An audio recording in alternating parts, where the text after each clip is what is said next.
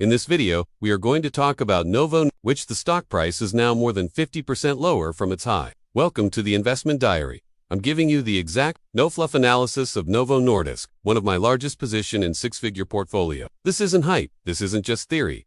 This is my investment diary with long-term view grounded in reality. Let's jump right in. Last week, the market experienced a downturn, and Novo Nordisk, a pharmaceutical company, was particularly affected, seeing its stock price drop by approximately 6%. This decline for Novo Nordisk comes after a sustained period of underperformance, with the stock down 51% over the last year and 20% year-to-date, leading to shareholder frustration. Despite the broader market showing signs of relief, this isn't the primary reason for Novo Nordisk's recent decline. This analysis will focus on two key aspects: whether Novo Nordisk's significant price drop presents a buying opportunity, and more importantly, the reasons behind the recent 6 to 7% daily decline. It's worth noting that even with its substantial drop, Novo Nordisk has historically outperformed the S&P 500. The stock is also not far off its 52-week low, a stark contrast to its previous 52-week and all-time high of around $148. Both Seeking Alpha and Wall Street analysts currently rate Novo Nordisk as a buy, albeit with relatively weak ratings. Why the recent drop? The immediate cause of today's drop stems from Novo Nordisk's decision to end its collaboration with Hims and Hers regarding the sale of weight loss drugs. Hims and Hers had been selling cheaper, compounded semaglutide injections at approximately $165 per month, particularly during a period when the drug was in shortage. Even after the FDA removed the active ingredient from its shortage list in February, Hims and Hers continued selling these unapproved knockoffs. Novo Nordisk has accused Hims and Hers of deceptive promotion, selling illegitimate versions of their drug Wegovy, illegal mass compounding, and deceptive marketing, as well as violating regulations that only permit compounding in limited patient-specific circumstances. A federal court has also upheld the FDA's decision to remove semaglutide from the shortage list, meaning compounders can no longer legally mass-produce it. This move by Novo Nordisk also reflects a concern for brand integrity, ensuring patients receive FDA-approved Wegovy through legitimate channels. The more significant factor contributing to today's stock drop, however, is the disappointing new detailed trial data for Novo Nordisk's next-generation obesity drug. This has heightened investor fears that the company is falling behind Eli Lilly in the highly competitive obesity drug market. The full data from two late-stage CagriSema trials, while showing mild to moderate side effects and positive results on blood sugar, were not exciting enough to shift investor sentiment. Analysts like Jefferies have called these results incremental, indicating they are not gaining. Furthermore, CagriSema has reportedly been causing slightly more nausea than both Wegovy and Zepbound. The drug is also not expected to launch until early 2027, a significant delay, especially when Eli Lilly is demonstrating substantial progress, which investors favor and may contribute to Eli Lilly's higher valuation. In a further blow to Novo Nordisk, Eli Lilly's recent trial data for its oral weight loss drug showed no safety issues, a significant advantage in a market that prioritizes convenience and tolerance. One analyst suggests that Novo Nordisk has transitioned from a leader to a fast follower in the obesity space, a major psychological shift for investors. This isn't the first setback for Novo Nordisk. In December of last year, CagriSema's initial underwhelming results, with a 22.7% efficacy rate against a 25% target, led to a $125 billion drop in market capitalization. The company also replaced its CEO last month, which is rarely a positive sign. Is Novo Nordisk a buying opportunity? From a valuation perspective, Novo Nordisk appears severely undervalued following this drop. It's currently trading at a forward PE of 16.8, significantly below its 5-year average of 30.4, one of the lowest offerings to shareholders recently. Its dividend yield of 2.33% is also well above the average of 1.41%, indicating a double severe undervaluation signal. The company's intrinsic price, based on the Blue Tunnel methodology, has been increasing over the last year while the share price has decreased, creating a significant disparity that began in early 2025.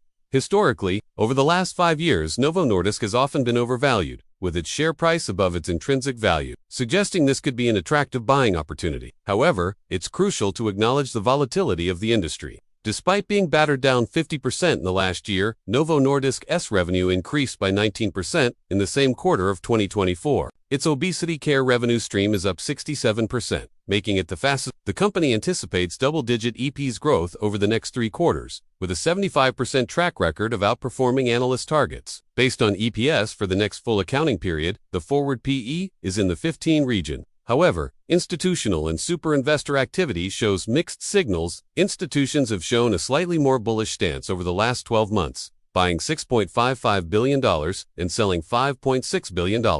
But in the most recent quarter, they sold nearly $2 billion in shares while buying $1.5 billion, suggesting a potential shift towards selling, possibly favoring Eli Lilly. 4 super investors hold the company, but one significantly reduced their stake in the last quarter. Analysts have differing opinions. Bank of America recently cut their price target to $64. Believing the company would market perform, while another analyst days ago recommended a buy. Novo Nordisk's growth looks impressive, with revenue increasing 24% year-over-year and an expected 21% over the next 12 months, significantly higher than the sector average in the mid-single digits. This growth is also faster than its 5-year average, despite a lower valuation, further suggesting an opportunity. Projected EPS growth over the next 3 to 5 years is 15%, above the sector average of 10%. The company is highly profitable, with a gross margin of 85% and a bottom line of 35%. Novo Nordisk is a strong cash generator, producing $19 billion in cash, significantly more than its 5-year average of $12 billion. While Novo Nordisk has underperformed the S&P 500 over the last year, it has outperformed over the last 5 years and 10 years. Within the industry, Novo Nordisk was the worst performer over the last year, down 50%, indicating an isolated event. However, over the last 5 and 10 years, it leads its peers. Novo Nordisk remains a high company with a dividend safety score of 99 and a credit rating of AA.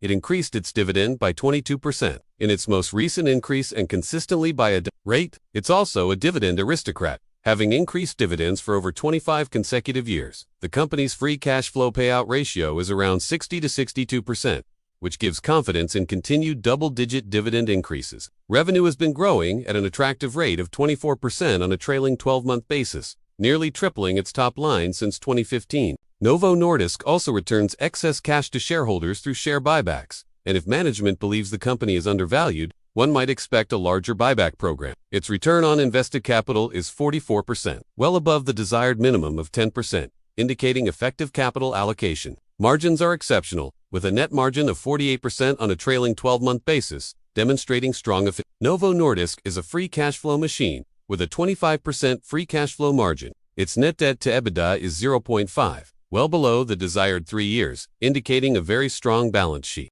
Latest investor presentations show strong growth in both U.S. and international operations. While Eli Lilly is performing better in some fast-growing streams, Novo Nordisk has actually increased its GLP-1 patient reach from 60% to 62%. While Eli Lilly's share has eroded, the company also has a strong pipeline of new drugs. Despite impressive growth in revenue, net income, and EPS, Novo Nordisk has lowered its guidance. Its top-line guidance for February was 16 to 24%, but is now 13 to 21%, and free cash flow guidance has also been lowered. However, the company continues to grow at an impressive rate, with revenue increasing from $16 billion 10 years ago to $40 billion today. Its bottom line has also nearly tripled from $5 billion in 2015 to $14 billion now. The company's total cash has doubled from $3 billion to $6 billion, but its total debt has increased rapidly from $156 million in 2015 to $17.2 billion. Though overall net debt to EBITDA remains healthy, a discounted cash flow model valuation suggests a price of $82 per share, indicating 21% upside. This is based on a 14% free cash flow growth rate, in line with analyst expectations. More conservative estimates yield $72 with 6% upside, while more optimistic estimates yield $93 with 37% upside. Applying a 10% margin of safety, a buy price would be $74 if the company meets criteria for wide moat, strong financials, and good forward-looking data. A 15% margin of safety would be around $70. Wall Street analysts are currently lowering their price targets, but still see the stock reaching $100 by 2026. Implying a 47% upside. Now, we want to hear from you. Do you think Novo Nordisk is a buy or hold, or sell at its current price? Let us know in the comments below. If you found this analysis helpful, please give this video a like and consider subscribing to our investment diary for more insights into severely undervalued stocks and market trend.